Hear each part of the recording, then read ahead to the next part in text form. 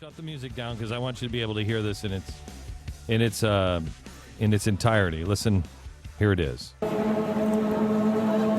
Now, some might say, is that a swarm of bees?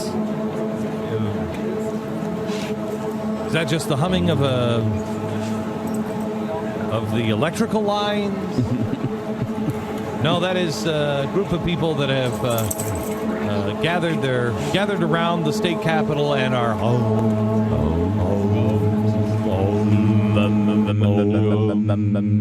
and they're oming, but they're... What does that do exactly? It's very hard to explain, very complex. Now, here is Cut 470. Here is what else is going on in Wisconsin. Yeah, you have an elephant defecating Scott Walker's head, or on Scott Walker's head. Well, he seemed to have just passed the Scott Walker. Right. That's correct. Don't you think that may be a little crude and diluting your message a bit? Oh, well, please, who are you? Who are you to judge me? Who are you? No, what's your message? I'm not you judging come you. here with stick a microphone in my face. What's your message? I'm just saying... Please, don't judge me. All right. This is true. Elephants poop on Scott Walker? Yeah, this is a criminal. Okay. This is a criminal. No, that's an elephant. He's under federal. Yeah, this is a criminal. That's the criminal, that's Correct. the elephant. Well, Got the it. elephant has actually got criminal overtones. I see. But you have no right to just stick a microphone in my face like I owe you a thing. I'm doing it. Can't have my microphone. Yeah, leave me alone. So you're a pig. Okay. You're a pig. Later. You're a pig. Big. All right, I want to do, by the way, he's doing that with students around. I wanted to show you these two examples here because the first one, those are not cowards. Those are crazy people, but they're not cowards. And I can't even say they're crazy people. They're just people that just happen to connect with the universal spirit differently than I do. But there's nothing wrong with that. The other guy is a coward. Now, you would normally say, no, he's not. I mean, look at him. He's out fighting.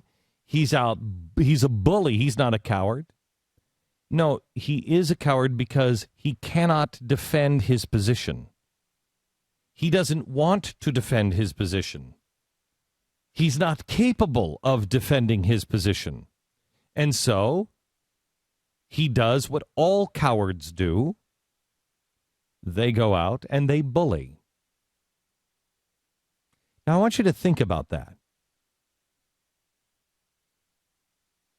Because that's the way it always works with bullies. They're actually cowards because they can't make their case.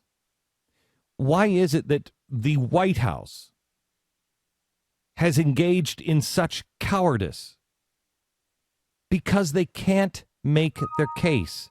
Why is it they're dividing us? Because they can't make their case. Why is it that union thugs have to intimidate at the polls? The Black Panthers have to intimidate the polls because they can't make their case.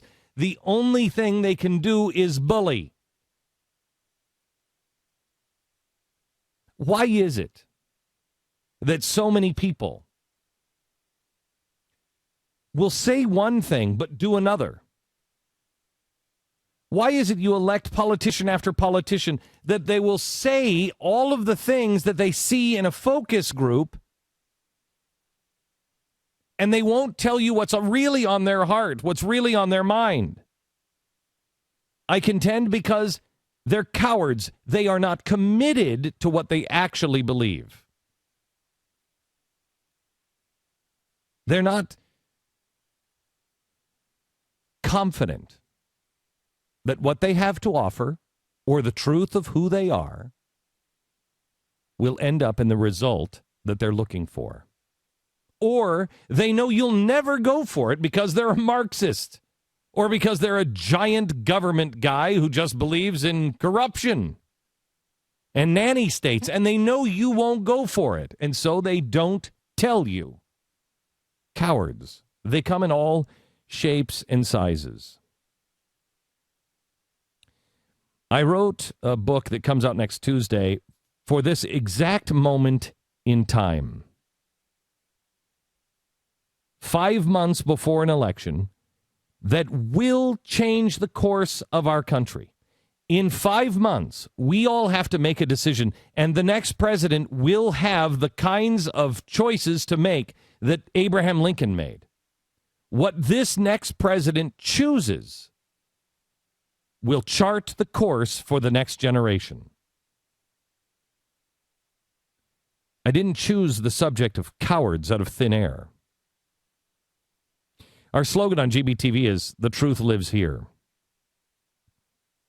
I thought it was about time that the same concept was brought to the publishing world. Who are the people that are giving you the unvarnished truth anymore? Who's even able to say it like it is without worrying about how angry they'll make an advertiser or a segment of their audience or their corporate overlords? Look around. You want to know why more people don't say it? Because there are too many people above. And they're afraid of getting fired. There are too many people out in their audience that they're afraid they might offend, and so they don't say it. They're afraid. It's cowardice. I've said to you before, there are many things that I believe that I shall never say, but I shall never say the things that I do not believe. There's a little bit of cowardice in all of us. Or is it prudence? This book is not only full of the things that I believe, but it is also full of the things that I thought I'd never say. Some of the things that I know if I don't say them, nobody will. Our president, all the way down. No one is telling you the things that we all know are true. Why aren't you getting the whole truth about the cartel violence on the border? The violence that is out of control. Why won't anyone expose what guys like George Soros and Jim Wallace are really doing with their power and the White House connections? Why do so-called experts dismiss the threat of economic terrorism or global Islamic caliphate as conspiracies when the evidence is clear? Did anybody read the story that came out just last week from the Egyptian dissident who is now, he's going back knowing that he's probably going to die.